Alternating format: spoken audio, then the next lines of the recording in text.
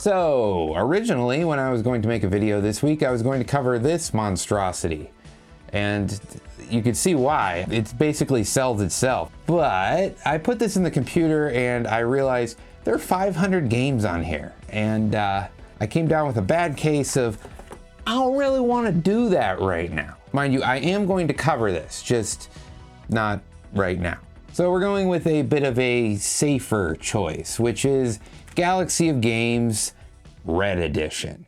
Ever since I opened up Pandora's box and started reviewing these collections, Red Edition has repeatedly been mentioned in the comments, with most mentioning a fondness for the games on it. This is a sentiment that I share with you all as well, and if any of these Galaxy collections are a 10 out of 10, it's probably this one. Some very memorable games on here, but this disc has some downsides not related to the games. So, just a little background info. This was released in the year 2000. It was likely the first release after RomTech changed their name to eGames and positioned themselves as a family-friendly curator of PC entertainment that plastered the shelves of Walmarts everywhere. However, not all was necessarily wholesome in the kingdom, as eGames were in on the ground floor of some questionable behavior. In another video, I covered their previous release, Galaxy of Games for Girls, which introduced microtransactions in 1998, 8 years before Oblivion's Horse Armor. So, like clockwork, just 2 years later, this release sneaks in Conducent's TimeSync adware, which collected telemetry data and delivered targeted advertisements. Yep, spyware on a piece of paid software. eGames were true pioneers of the modern internet. While this likely connects to a long-dead adware network, it's something to keep in mind should you want to install this or any of the early 2000s releases by them. In 2001, eGames were called out for these privacy concerns by the Michigan Attorney General's office. In a settlement, they were ordered to update their privacy policy, remove the spyware from future products, and offer a downloadable patch on their website that removes TimeSync. I question if they followed all of that to the letter, but one thing they were never called out on was false advertising. Notice the packaging says 50 great games, but the reality is there are only 27. Oddly, they also seem to treat the word shareware like a dirty word, instead opting to use the term special edition. I assume this is to hide the fact that you're just paying eGames to burn you a disc with free demos. Either way, with only 27 games, we can easily look at all of them in detail. So I'll talk about them in the order they appear in this shady adware browser. So let's talk about our first game. This is Minigolf Master, also known as Miniverse Minigolf. eGames actually published this one under multiple names, but its true name is Miniverse Minigolf. Right off the bat, or club, you know this isn't your run-of-the-mill minigolf game. With an intro cinematic and music score that can really only be described as unnecessarily dramatic and high quality. I'm here for all of it though. Welcome to Miniverse. 30 seconds and counting. The guidance system will go internal at the 17-second mark. Now 25 seconds. Obviously, computerized minigolf games weren't a new concept when this was released in '99, but this is the first one I remember playing with unrealistic or outlandish courses, which I think is its main selling point. It's a computer game after all. Why not make it a bit more interesting than reality? More recent games like Golf with Your Friends or Golf It pushes this to further extremes, but Miniverse pulls it off well for the time.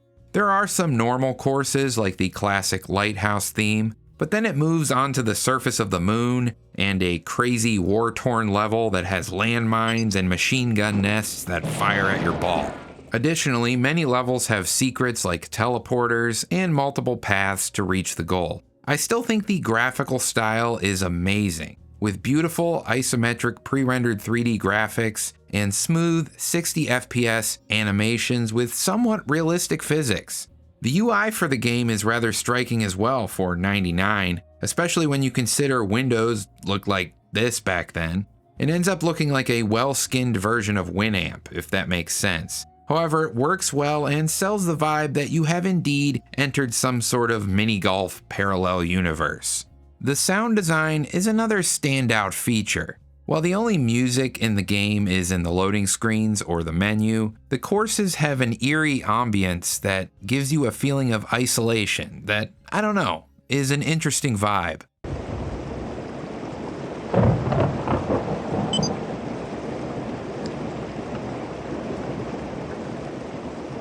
It has multiplayer with up to 4 players as well, complete with collisions, so you can be a jerk and play dirty if you want. I played this quite a bit with my younger brother growing up, and I think for the most part, it still holds up well today as a polished game that feels incredibly unique. The full game, which has many more courses, has since been released as freeware by the original developer on itch.io, complete with fixes to make it run on Windows 11. So give it a try if you're feeling nostalgic or you've never played it before. On a more boring note, the next game up in this collection is Solitaire 25 Volume 3. This is your average Shareware Solitaire collection with 25 variations of the classic game. Come to think of it, kinda makes me wonder if this is the loophole that made them add extra games to the total on the packaging. Kinda crappy if that's the case, but kind of on point for eGames. Regardless, these are card games with a presentation about the same as what you'd expect from Freecell. So let's move on to something a bit more interesting. And by interesting, I mean a certified banger. Now, I haven't submitted it to the official banger certification board, which I assume is UK based, but I consider it to be one. This is Nebula Fighter, a horizontally scrolling shmup with gratuitous amounts of explosions and obnoxious music. If you've played this before, the 12-second loop of music for this level probably lives rent-free in your head and is known to make any activity more extreme.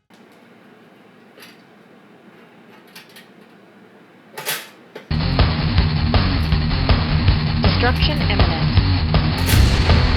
Looping music aside, this is an above-average game with unique, pre-rendered graphics that are somehow both fuzzy and photorealistic at the same time. It reminds me of early FMV games to a certain degree. This was originally released for DOS, but the eGames version is a weird Windows port. This SE version has considerably lower difficulty than the original Shareware DOS release, as well as having an updated ship design that normally only appears in the full game. So I guess for once, the addition here is a little special. As for the gameplay, it likely takes inspiration from the arcade classic R-Type in terms of weaponry and enemy movement, but I don't think it's an outright clone of anything. Everything you destroy drops these little power-ups, and when you collect enough of them, your guns are upgraded. Additionally, there are also some extra side attachments and a limited number of nuke power-ups that can clear an entire screen or do minor damage to bosses. End stage bosses are a key feature here too, as at the end of each level, there's a boss that when defeated, drops a new weapon you can use Mega Man style. Some of the weapons are similar, but it's a neat idea. Since losing a life zaps your weapons back to the Stone Age, dying during a boss fight can prove tricky even if you have more lives. However, if it's too hard, you can always grab a buddy and play local 2-player co-op, much like you can in Tyrion.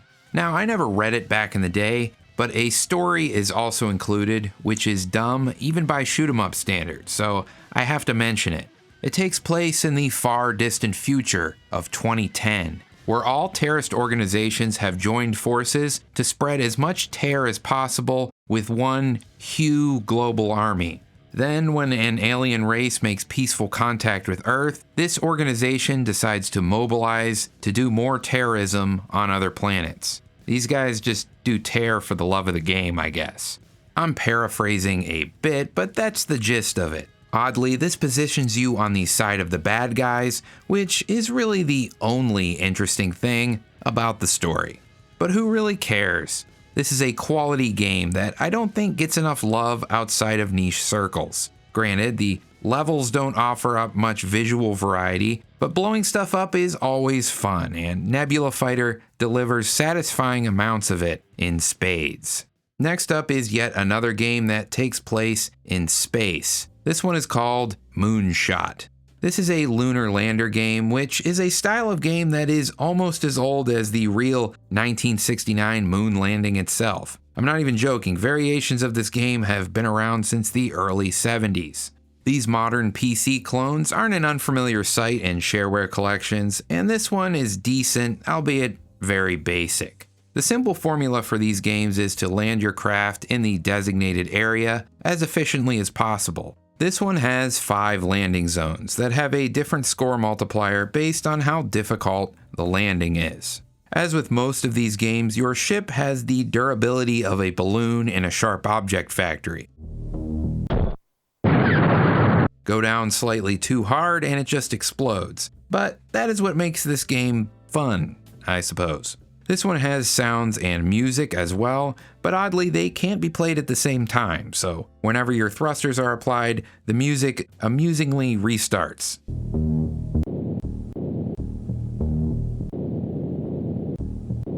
For what it is, this is a perfectly serviceable lunar lander game. It's just immensely forgettable, so much that I literally forgot it was on this CD. Next up is something a bit more memorable, which is Crazy Drake. I've talked about this one before, so forgive me if you've already heard me ramble about it. This was in my early 2000s game rotation as a teenager, and I played it a lot, probably more than any human should. This is yet another DOS game that they ported to run on Windows, but I can't get it to run on this PC for whatever reason. I'm just using the normal DOS shareware version as a replacement, which does have some slight cosmetic differences, but it is the exact same game. The eGames version adds a mask bandana to the titular character Drake, which I've heard was to avoid potential copyright infringement with Daffy Duck or something. Sounds like internet legend hearsay, but they must have done it for some reason. Either way, I feel like they just made him look more like Darkwing Duck, which also seems like a problem. They also ruined the original box art for the full eGames release, with the original one being a parody of the cult movie Army of Darkness, or Duke Nukem 3D, or Doom. Same difference, I guess. Either way, we've established that copying stuff is in its DNA, and it doesn't take a rocket scientist to figure out that this is a platformer inspired by the Earthworm Jim series. Even though that was something I was completely unaware of in 2003 or whenever I played it. But I guess I don't have much of a future in rocket scientry. You know, I'm just a big dumb IT guy with a YouTube channel. Movement-wise, it feels different for sure, but the directional aiming and overall character design are very similar. As far as the antagonist, they at least decided to go with a Dollar Tree version of Dr. Eggman, so at least they are varied in their plagiarism. For all it lacks in originality, it makes up for in being a good knockoff, and the development team were clearly very talented. What they made is a high-quality game by shareware standards, no doubt. Animations are very fluid, and it has great music and sounds. Silver bullets! Silver bullets! It does suffer from jazz jackrabbit syndrome and arguably requires too many off-screen leaps of faith that end in frustration. The bosses also come off as a little lazy and boring, but it's still a pleasant game to play. I struggle to find anything that Crazy Drake does better than the game it's copying, but as they say, comparison is the thief of joy. I loved this one back in the day, and in the isolated bubble that is shareware CDs, it still stands as something decent. The next game on here is yet another I've talked about previously, about 2 years ago now, wow, but by all accounts is more of a standout title. I'm talking about Speedy Bloopy, or as eGames rebranded it to, Speedy EGGBERT. This is part of a series of games dating as far back as 1988 and as recent as 2024 that use the EGGBERT or Bloopy character. These games are spread across multiple genres and platforms. Could be worth its own video alone at some point, exploring this quirky franchise. While doing research for this video, I kept finding more lore. As for Speedy EGGBERT though, it's a niche puzzle platformer that is way better than it has any right to be. Those who've been watching the channel from the beginning know that I fashion myself as somewhat of an EGGBERT enthusiast. owning both of these beautiful eGame Walmart releases of EGGBERT 1 and 2. Being serious for a moment though, my brother and I put crazy hours into this demo, and I think it still holds up. While the pre-rendered 3D graphics are a bit of an acquired taste and may come across as almost cheap, I personally think it gives the game more personality. It still feels fresh and unique. It's not a copy of Mario or any popular game of this type. It looks and plays in a way that is distinctly EGGBERTian. The controls may seem a bit stiff at first, but once mastered, give you quite a bit of precision. There are 3 different types of jump heights, and you can use the spacebar to inch yourself up to the edge of platforms. The goal in every level is to find all the treasure boxes and to make your way to the exit while avoiding enemies, environmental hazards, and making tricky jumps. On his own, EGGBERT has no threatening capabilities to attack enemies, but the game has a dizzying array of power-ups to make him more menacing. My favorite is the jetpack, which you can use to drop glue bombs on enemies to non-violently make them explode. This is for families, remember?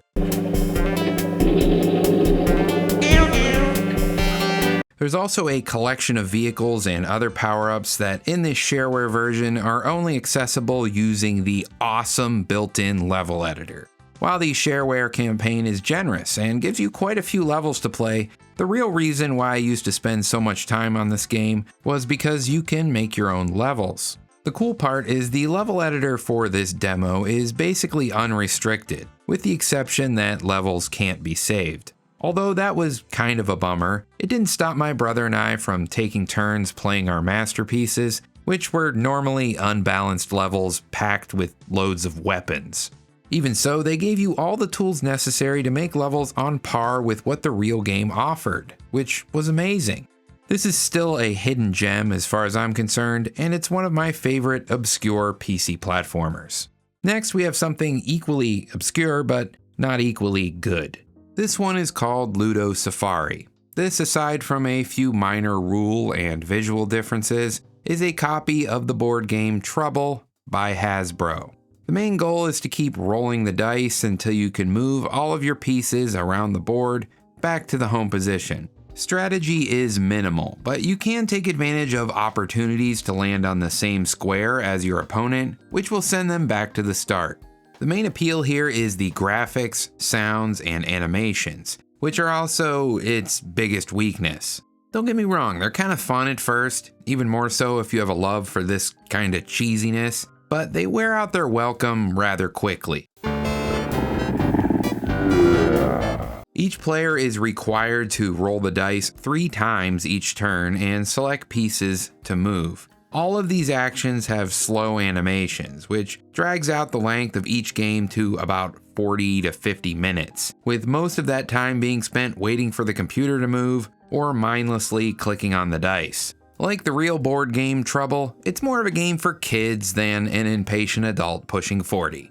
Anywho, the next one up is a Soleau Software title, and I guess it's as good a time as any to get these out of the way. All of these titles are recycled from the Galaxy of Games for Girls collection. They include a Boggle clone called Wendy's Word Game, and 2 similar turn-based puzzle strategy games called Playground and Jewel Jam, which are reskinned versions of other Soleau games. I covered these in the aforementioned GOG for Girls video, which in its entirety was pure disappointment burned on a CD. Go watch that video if you want to know more about these games, but there really isn't much to say. The next 2 on here are a bit underwhelming as well. First, there is Extreme Bugs.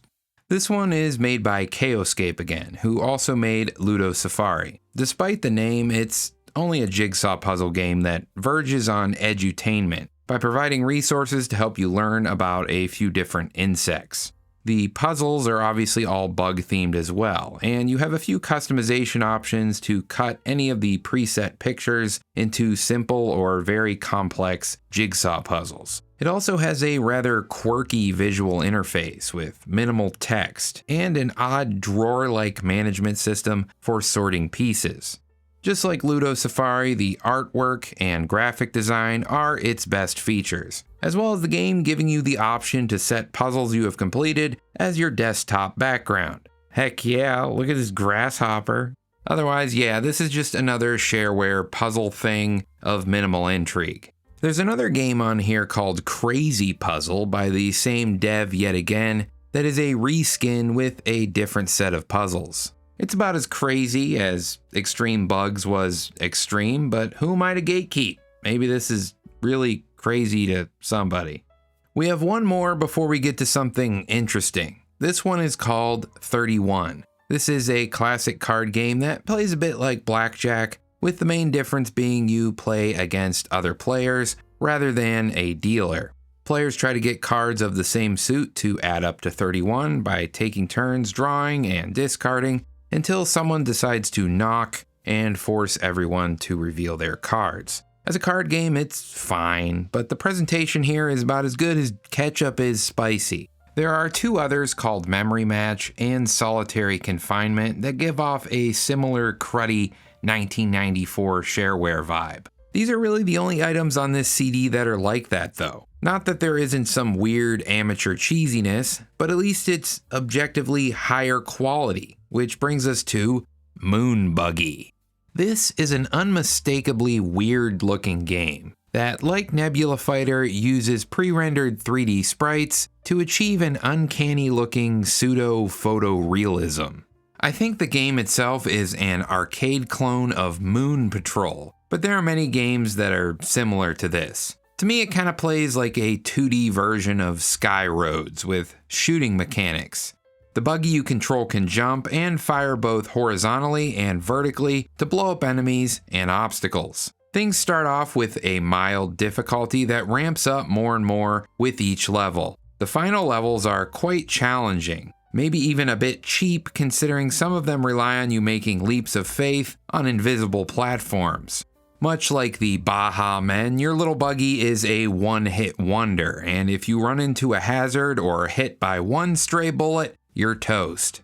However, the game seems to be self-aware of how frustrating these mechanics can be, and all the levels have multiple checkpoints, and respawns are unlimited. So dying isn't as punishing as it could be, but beating the game in its entirety still remains rather difficult.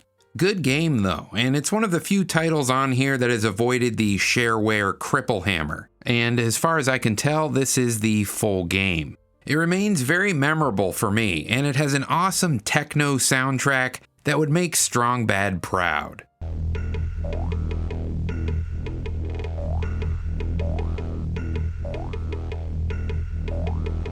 Not robots, robotoids.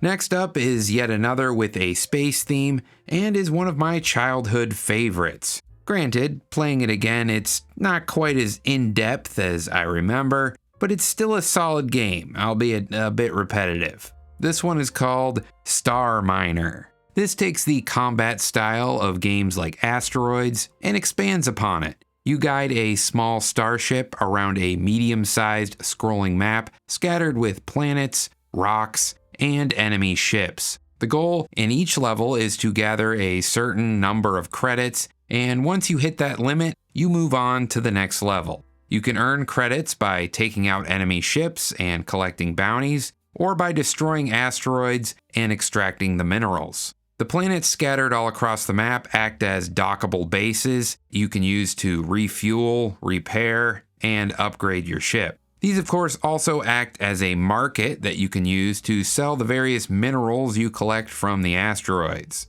The weapon upgrades are fairly basic, but they are a satisfying improvement over the stock weapons, and they make mining easier. I've always liked how once you get all the upgrades for the lasers, you can use the recoil to move your ship around without fuel. Some of the upgrades are pretty OP as well. Once you get the lasers maxed out and the auto ship repair upgrade, you're almost invincible unless you do something really dumb. Speaking of dumb, the enemies are pretty darn stupid and spend a lot of time humping the corners of the map. They have moments of brilliance where they can kill you, but much of the time they aren't much of a threat and are easy to run away from. The The combat, graphics, and the way the game plays feels really great. I just wish there was a bit more to it. Once the objective is met, you move on to the next level that is largely the same, with all your upgrades reset and a higher credit objective to meet. It just feels like there's no real progression. I mean, technically it is a shareware demo. Maybe the full game has more to it and is worth tracking down. I don't know. I still played the crap out of it as a teen. Returning to it now, it makes sense why I usually ignored the objectives and just cleared out the entire map of enemies and asteroids instead of playing the game as it was intended. Regardless, I still love this one, and I'll wager some of you have some good memories with it as well. Next up on the list is Chinese Checkers by Chaoscape, yet again. I've always admired Chinese Checkers as a game that is super easy to learn while also being interesting enough to be worth playing. This is a decent looking implementation of the classic game that can be played locally with 2 human players or a computer opponent. The biggest issue with this game is the AI opponent is practically brain dead. You'd have to play like a complete fool to ever lose to it. There also doesn't appear to be any higher difficulty level, so it's easy to get bored with this one. Effort was made though. It's hard to find much info on these Chaoscape games these days, but you have to admit they had good graphic and UI design. Can the same be said of this? Gotta love it when eyeballs follow the mouse, right? This is Dweebs, a game I played a long time ago, but don't really have a particular fondness for. It takes quite a bit of inspiration from Lemmings, but in my opinion ends up being quite a bit more frustrating and less engaging overall. You have a top-down perspective with multiple colored dweebs that you have to sort into PlayStation button-looking exits that correspond to the correct color. Moving them is easy enough. You just have to place directional blocks in front of the aimless dweebs and they go where you want. The tricky part is timing and fighting against a ruthless timer that makes you restart the entire game from level 1 when it runs out. It does have a password system, but this demo never gives you any passwords, or at least I've never managed to get far enough to get one. I managed to clear around 3 screens before losing, and honestly the gameplay would be fine if it just let you retry levels. As it stands though, it just leaves a bad taste in my mouth and gives me no real desire to ever play the full game, which seems kind of the opposite of what you want to do with a demo. Like many shareware games, this has since been ported to Android, and I could see how this type of game would lend itself well to a touchscreen. I still don't really want to play it though, sorry. You know what I do want to play though? Raptor, Call of the Shadows. I have no idea how eGames obtained publishing rights for this game, but they did, and yet again it is a Windows port of what was originally a DOS game. I imagine if you're a regular on my channel, you've played this one before, and if you haven't, you should. Along with Tyrion, this is one of the best shmups on the PC in the 90s, and it still holds its own compared to many real arcade games, in my opinion. It controls and feels great to play, and graphically, it's still a beautiful game, although it opts for a more muted, gritty, and dark color palette compared to most shoot-'em-ups. This seems like a stylistic choice to make the game more realistic feeling compared to other brighter and more colorful games in this genre. They really hammer this home in some of the cutscenes, especially the game over screen, which shows your plane getting shot down in flames and the lifeless corpse of the pilot slumped over the wreckage while some somber music plays.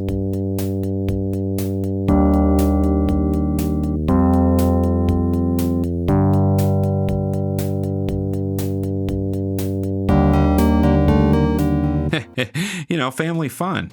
Speaking of death, I do a lot of that in this game, and if this was a real arcade cabinet, it would certainly eat up a lot of quarters, even on the rookie difficulty level. I consider some of the challenging idiosyncrasies more of a pro than a con though, and they make it sort of unique. Things obviously get a bit bullet hellish, but not to the point where I ever consider it unfair, and the controls are tight enough that it's more of a case of me sucking rather than the game itself. It does have a save function which always eases some pain, but there's not a live system, and you only get one shot to complete each level. Damage also carries over between levels, so there's a certain amount of attrition you need to endure. You can repair damage in the hangar area before each level, but that hard-earned money is usually better spent on weapon upgrades to be better equipped to take on zones of increasing difficulty. Considering the money you earn is also directly associated with how much destruction you wreak on structures and enemies, having a good loadout is important. The weapon selection is good too, quite a nice variety of rockets, machine guns, and lasers, all with their own pros and cons. There are also one-use nukes that can clear screens in a pinch. These and other weapons sometimes drop in levels too, but that's a very rare occurrence. Unfortunately, hitting a certain damage threshold will also destroy these special guns, which is devastating considering many of these are very expensive and require clearing multiple levels to afford.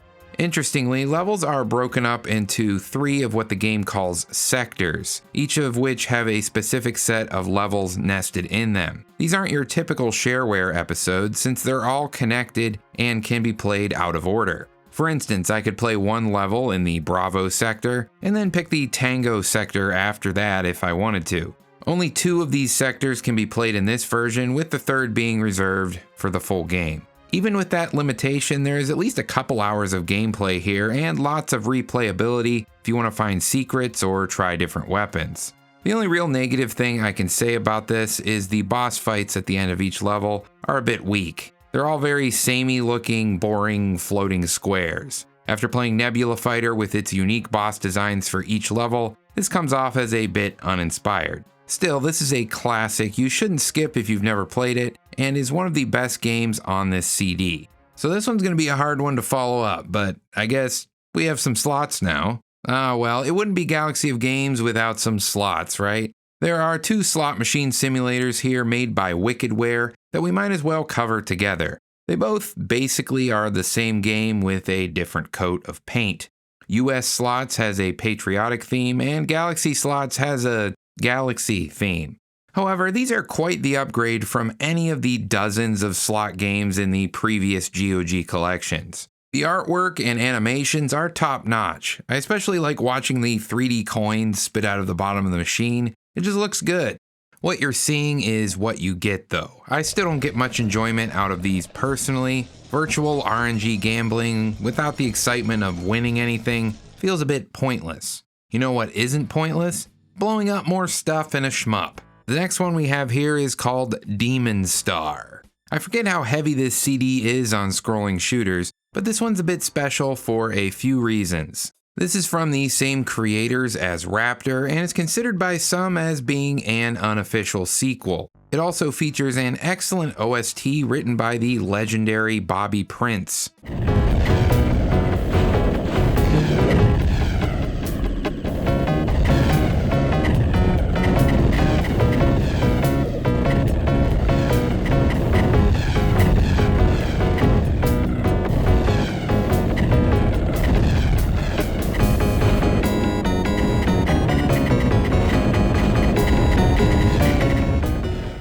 Despite the high pedigree of those involved, it comes off as feeling a bit mediocre compared to its predecessor. Graphically, I guess some aspects of it are improved, but while I find the artwork is higher resolution, it sort of has a cheesy flash game look.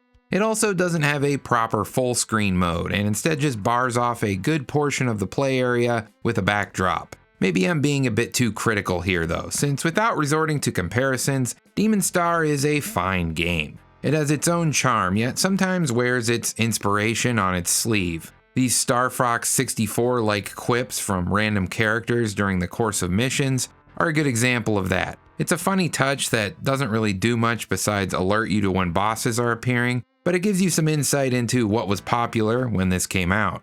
Gameplay-wise, the movement here is similar to Raptor, but most other aspects of the game have been simplified or boiled down to make it play more like a traditional arcade game. That means lives and continues let you pick up after you've died, which makes this a much more casual experience. You can beat all 9 levels in the Shareware version without much effort in about 45 minutes on the default difficulty. Even the bosses, most of which use this same blue laser weapon that can one-hit your ship, have predictable movement patterns that are easy to avoid. Even if you struggle, you're given plenty of continues, which effectively gives you 15 lives to make it through the game. I don't consider this a bad thing. At times Raptor was way too hard even on the rookie mode, so this is far more balanced. If you're the type who wants more of a challenge, you can still change the difficulty to be as ridiculous as you want, of course. No more managing money either. Upgrades and weapon power-ups are very plentiful and are collected from enemies. By collecting and stacking the S power-ups of the same color, you can incrementally increase the power of your main weapon. There are also some side weapons like homing missiles that work in much the same manner. All in all, this is an inoffensive little game. It's not something I think about much or go back to often, but it's likable. Moving on to the next game entitled Bugs, I get this message as soon as it's launched. The evil Bill keeps creating bugs that threaten all humanity. Only you can save us from the ghastly bugs. Since this was originally an OS2 exclusive, I wonder if this is a swipe at Bill Gates. If so, that is aged, interestingly. Anyway, B.U.G.S, or Bill's Unbelievably Ghastly Spaceships, is a Galaga clone with an aesthetic that is reminiscent of the Inside Your Computer screensaver from the Windows 95 Plus pack. Dead simple gameplay on this one. It follows the Galaga formula very closely. The stages are static and enemies will fly at you in differing attack patterns, and when you blow them all to smithereens, you win. There are a few limited use power-ups like shields, rapid fire, and torpedoes that can be used sparingly or during boss fights. Every 10th stage you clear has a boss fight, or master bug as the game refers to it, that gets increasingly more difficult each time and has regenerative health. I'm not sure how many levels this game has, but it doesn't appear to be limited in any way. It also has a random mode to make new runs a bit more varied. I like this. It's an addictive arcade clone that keeps it simple and is fun in short bursts. Going back to something a bit less shootery, we have Discover Painting for Kids. This is more of a creative tool than a game, and like Magic Color, which I covered in my GOG 3 video, this is Kid Pix inspired. Mind you, this is a way better shot at the Kid Pix formula than Magic Color was. You have the regular MS Paint tools with cartoonish sounds, but you also have the patently silly stuff like this paintball gun. The interface looks like a beta test for Purple Place, which is fun, I suppose. Summing up, nobody is going to prefer this over Kid Pix, and I have no artistic talent to show off, so let's scoot over to the next game, shall we? This is Castle Video Poker. Ha, you thought we could get through an entire Galaxy CD without video poker, didn't you? I'm not even mad though, this one at least has a fun presentation. This is yet another Wickedware release with very much the same vibe as the slot games I mentioned earlier. This one uses a medieval castle theme, and everything about it is pretty top-notch as far as games like this are concerned. Video poker at least has some skill involved compared to slots, so it's more of an actual game in my eyes as well. Believe it or not, this is the last game on this CD, or at least this particular CD. Yeah, so I remembered this collection quite a bit differently, and this physical version I got off eBay is missing some of the games I clearly remember playing. Through archive.org, I was able to find this alternative version of GOG Red, so let's go through what's on here instead. Oddly enough, there are some games on the CD that I just showed that are removed from this one as well. For instance, some of the more forgettable games like Discover Painting for Kids and the Solitaire match games are omitted. When you start up this version of the CD, there are also 6 additional games that are hidden. These are unlocked by accepting a software upgrade that, quote, allows eGames to deliver dynamic content directly to your computer. Sure, I guess let's install some ancient spyware and see what we have. First up is a couple of Webfoot Technology games, a company which still exists today that deals in modern shovelware and budget licensed titles. This one is called Galactic Invasion. This is one of those games that, due to a generic name, is almost invisible if you look it up online. eGames also renamed it from 3D Alien Invasion, which again has similar issues when you try to find info on it. But at least that one has a MobyGames page. That aside, this is a sharp-looking Space Invaders clone with a slanted 2.5D perspective and some added features. You get a limited-use jump power-up for dodging attacks, and some extra drops that boost your weapons. As well made as it is, it's an extremely limited one-level demo that can be finished in about 3 minutes. Even as a kid, it wasn't something that kept me entertained for long. What's here is good, but there isn't much here. The other Webfoot game is 3D Maze Man, which is the most well-known game they ever made, but not necessarily for all the right reasons. eGames were sued by Hasbro Interactive for the blatant use of a Pac-Man-like character, which many other shareware developers oddly seem to get away with. A settlement was reached that forced them to discontinue the game and a few other arcade clones on this disc.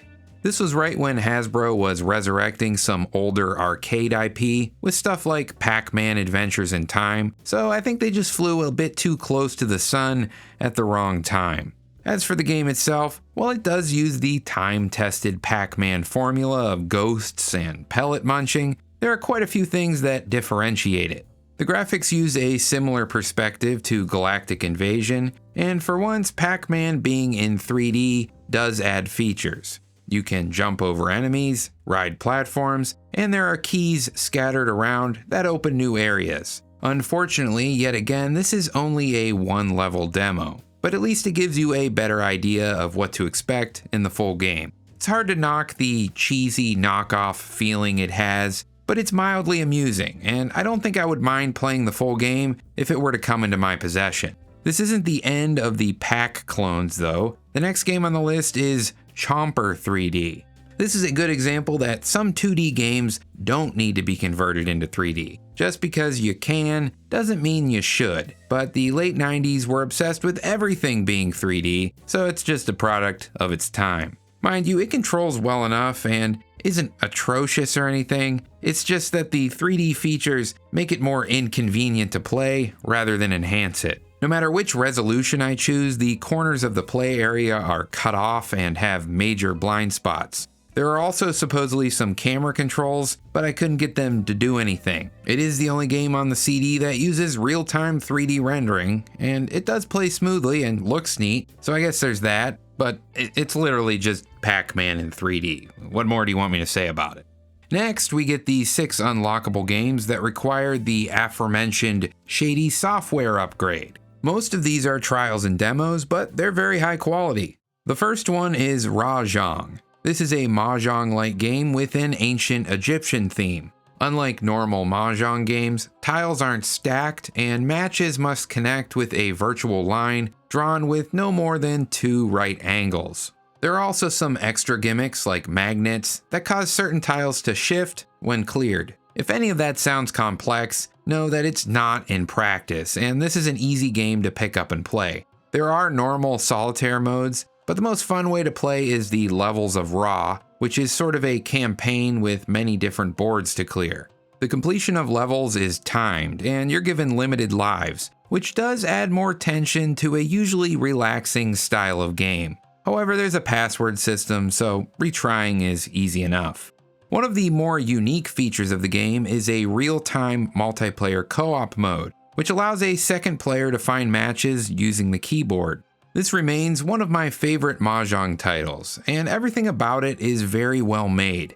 This demo is a limited 30-day trial, which gives you a good portion of the game to play, albeit for a limited time. I specifically remember trying to find registry hacks and exploits to extend this as a kid, but I don't think I was ever successful. Regardless, this is a great game I recommend. Would get spyware again. The next game on here in a similar vein is called MahJongg Master. This is a very traditional variation of the game compared to Rahjongg. It's not much to write home about, but it does have some nice looking tile sets and some banging music.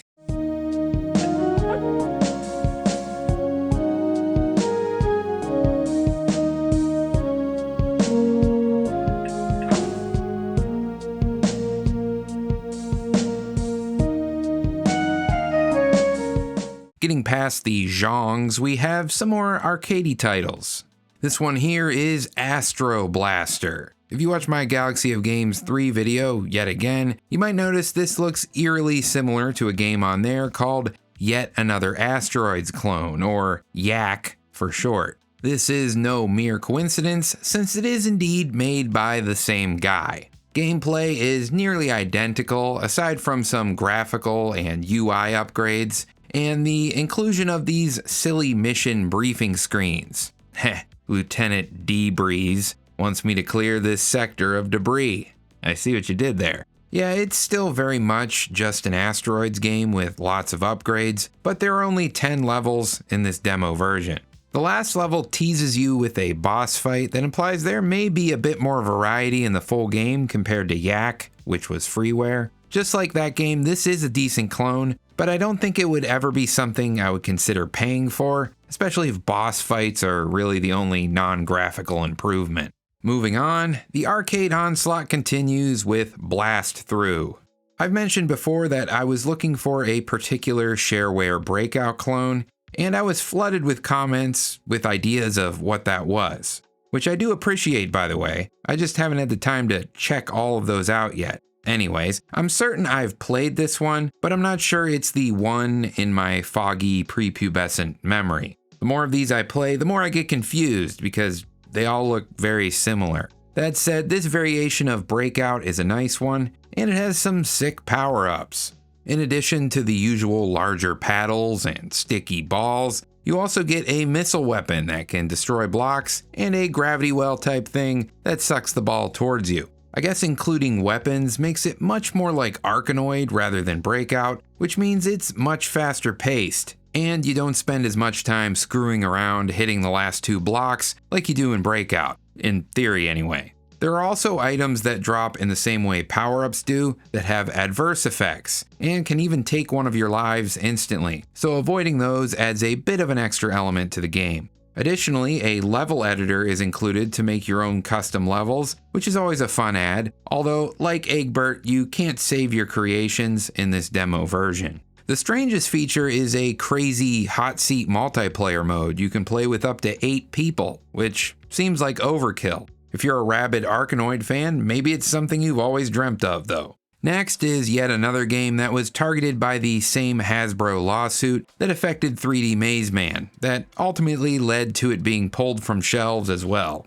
This is Intergalactic Exterminator. Not that I ever feel any pity for eGames, but it's kinda stupid this one got pulled in my opinion. Sure, it's pretty easy to see it's a copy of Centipede, but can you really trademark a bug and some mushrooms? Copying a recognizable character like Pac-Man is understandably a no-no, but the concept of Centipede had been cloned hundreds of times by this point, and you know what? I like this much better than any real version of Centipede. Suck it, Hasbro. I mean, the graphics are sub-Shrek levels of bad pre-rendered 3D, but like EGGBERT, it's kinda charming. You control this guy. His name's Eddie Galaxy. He's the so-called Intergalactic Exterminator, and yeah, it's Centipede like I said. However, I think they add some fun new features that make it more interesting than the classic version. The biggest one is destroying some mushrooms drops these little walkie-talkies, which give you side quests to complete. These are timed events that can be as simple as not firing your weapon for the allotted time, destroying a few mushrooms, or collecting some items. When you succeed in any of these small tasks, you will get random upgrades to your main weapon or special weapons with limited ammo like the shotgun, autocannon, neutron beam, nuke, and more. I remember playing the heck out of this game, which is crazy since there are only 4 levels in this demo in total. I was no stranger to abusing and replaying demos. Even when the PS2 came out, I probably had more hours on some demo discs than I did on actual games. That's beside the point though. I would recommend checking out the full version of Intergalactic Exterminator if you can get your hands on it. I think it's still pretty darn fun. Well, last and most certainly least describes the final game on here, which is Word Search Mania. And the crowd goes mild. I mean, do I even have to talk about it? It's a word search game with 10 puzzles that has the audacity to be a demo and expect you to pay for the full version. Enough said. And that brings us to the end of this Galaxy of Games Red journey. I certainly chose to remember the better parts of it, but overall I think there are more hits than misses on here. Now it's time to rate it. Now, nostalgia glasses want to make me rate it higher, but realistically we should knock off a point for spyware and another for false advertising the number of games on here. So let's say 8 out of 10 on the shovelware rating board. That's about as close to perfect as these types of things can get, I would say. But I'd like to hear what you guys think of it if you've played this one, and I hope you enjoyed this video. If you're not a regular around here, maybe consider subscribing or look at the previous Galaxy of Games videos I've done in the past. There are at least 4 of them now, and I have videos on other retro PC goodies as well. And with that, I'll leave you with this list of these beautiful people that support the channel, and I hope to see you in the next video.